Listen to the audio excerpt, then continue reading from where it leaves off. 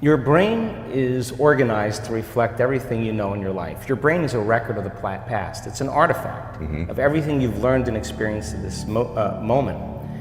Feelings and emotions are the end product of past experiences, and we can remember experiences better because we remember how they feel. So most people wake up in the morning and they start remembering all their problems, and those problems are connected to certain people and certain things at certain times and places. The moment they start thinking about those problems, they're thinking in the past. Those problems have an emotion associated with them, and the moment they start feeling those emotions, the body, as the unconscious mind, doesn't know the difference between an experience that's creating an emotion and the emotion the person's fabricating by thought alone. Now, thoughts are the language of the brain, and feelings are the language of the body. And how you think and how you feel creates your state of being. So most people's entire state of being, when they start their day, is already in the past.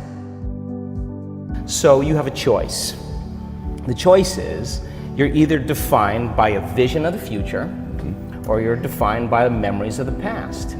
And when you decide to say, okay, I'm going to change, and you decide one thing: I'm not going to eat this food, I'm going to wake up earlier, I'm going to do something aerobic, I'm not going to have sugar after 6 o'clock, whatever it is, the person, whatever choice a person makes.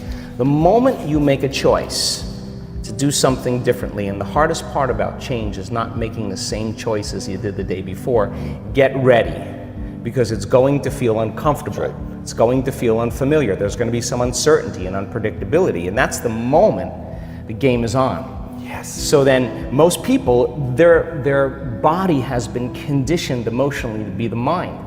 So now the body says, wow, I'd rather hang on to my guilt than take a chance and possibility. I'd rather live in fear than trust in the unknown. So once the person feels uncomfortable, the body goes, whoa, wait a second, we're out of the program here, and body starts influencing the mind. That's right. So it says, start tomorrow, you'll never change, you don't have the money to do this, you're not good enough, your mother told you were this, your father's fault, it's your ex's fault, you know, all of the voices that come up. Now here's the deal, if you respond to those voices, those same thoughts as if they're true, by the way, they're always going on behind the scenes of your awareness, but now they're amplified because you're outside your comfort zone. You believe in that thought's going to lead to the same choice, which is going to lead to the same behavior, which is going to create the same experience and produce the same emotion, and the person's going to say, this feels right. No, that feels familiar. Going from the old self to the new self is a neurological, it's a biological, it's a chemical, it's a hormonal, it's a genetic death of the old self. And people will say to me, in that void, in that unknown, I can't predict my future. And I'll say to them, the best way to predict your future is to create it. Not from the known, but from the unknown. I love it. So close your eyes now and think about that vision. Once you start thinking about that vision of your future, you're activating the creative centers in your brain. And naturally, you begin to think about putting yourself in the scene. Yes. And the act of doing that, when you're truly passionate and truly present, the moment you're defined by that vision, when the thought in your mind becomes the experience, you begin to feel the emotion of the event before it's made manifest. Now, you're giving your body a sampling, a taste of the future.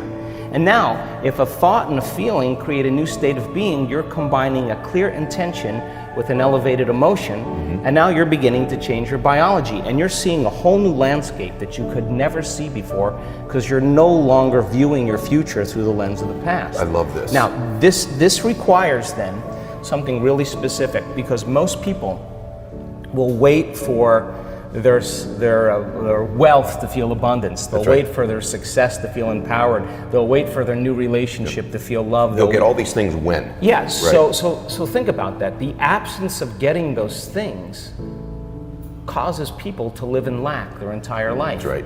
And so they're waiting for something outside of them to change how they feel inside of them. And if they're not creating a new life, then they're not applying the proper principles, then they keep all their manifestations, all their dreams at arm's length.